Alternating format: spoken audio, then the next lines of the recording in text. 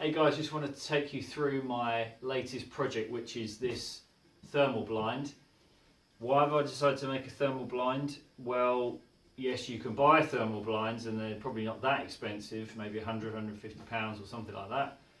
But I want this to be a thermal blackout blind. I want it nice and sealed around the edges. It's all very well having blackout material, but if it's not sealed around the edges and light's getting through, that could disturb your sleep.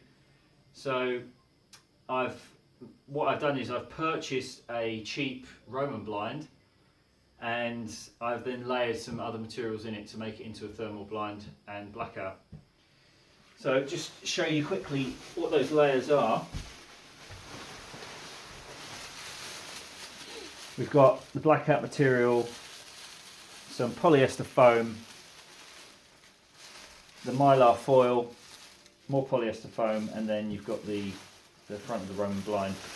On the top end, I've stitched on Velcro. I found this the most secure way to keep the blackout blind onto the frame. There is actually a wooden frame that is fitted around the window so that this can attach at the top, and then on the sides I've got these magnets. So the magnets I'm going to take you through, me installing the last section of this, the magnets in here. I went for 25 by 3mm magnets. These are 20 by 2, but I don't think they're going to do the job. I've also found that use thinner ones. What you need is you need strong magnets to be able to pull the thing taut into the frame in the position, because I'm not the best seamstress, and I doubt you are either. So unless you're making it absolutely perfectly square, the thing's opening perfectly square, you're going to need a bit of tolerance, and you need something to grab onto those other magnets. So one in here and one on the frame. Yeah, these probably run at like 250, 300 pounds bespoke, running tracks or with magnets if I wanted to do that. So it's quite a cost saving. The only other thing I've left in there is this. This is the original bar at the bottom, the weighting bar that pulls the blind down. And then I haven't bothered. I used to use the kit which had the strings, but they just kept breaking all the time. The plastic broke. It's all cheap stuff. So what I've actually ended up doing, which I find a lot simpler anyway, is to just have these two hoops on the back at this point, and then I just lift it up onto two hooks on the wall. It takes like 2 seconds. It's actually quicker than pulling up a blind. So yeah, I'm going to take you through that next step, and you'll see how I finish this off. Up until now, all I've literally done is cut the material to size and then stitched it around the edge, leaving actually stitched top and bottom, left the sides open, and then did some stab stitching, just a few little stitches all the way through, so you don't really see them from the front, using the same thread, but it actually holds the whole thing together. So I hope that's clear. Let's get on with adding the magnets. Alright, so now I've checked it in the frame, make sure it all fits properly.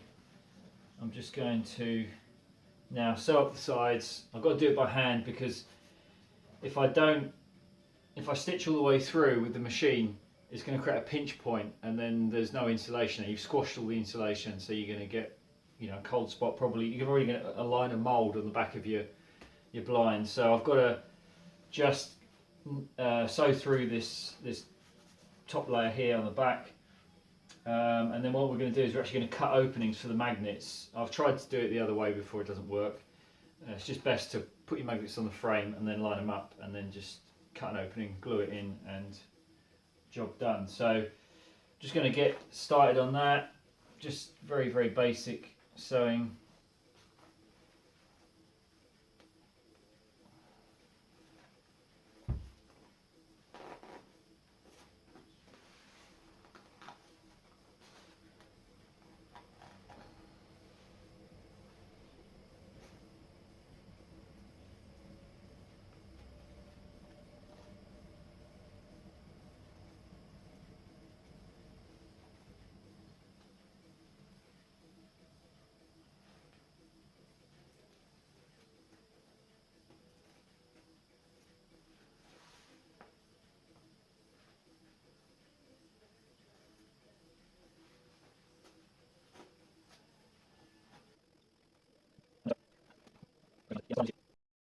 Okay, so I've, attach the blind in situ, so now I've just got to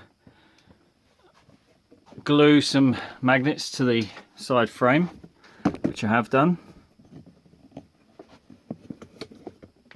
You see there? And then I made an incision in the side of the blind at the back, and then I've glued another magnet in there. And that's what I've got to repeat.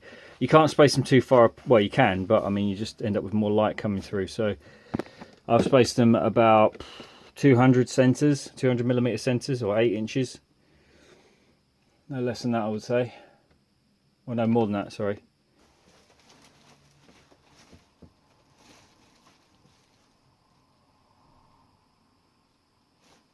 A little bit of overlap there.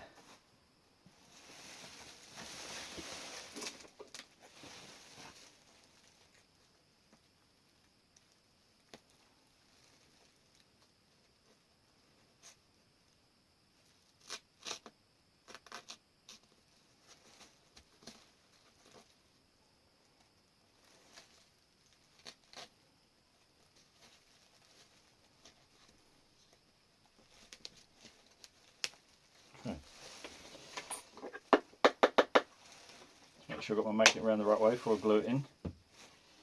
Okay.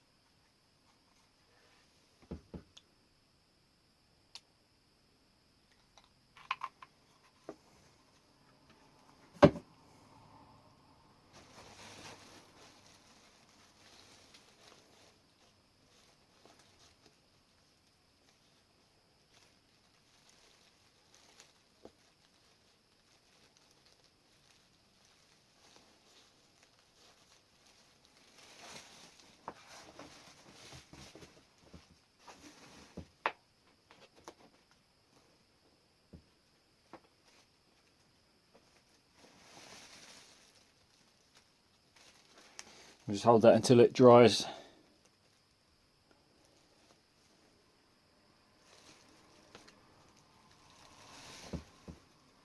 Yeah, that's going to sit nicely there.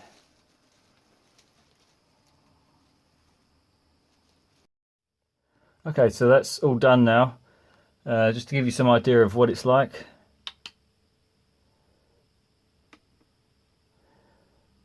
It's blocking out, you know, 95% of the light, so I'm happy with that. We'll just roll it up now.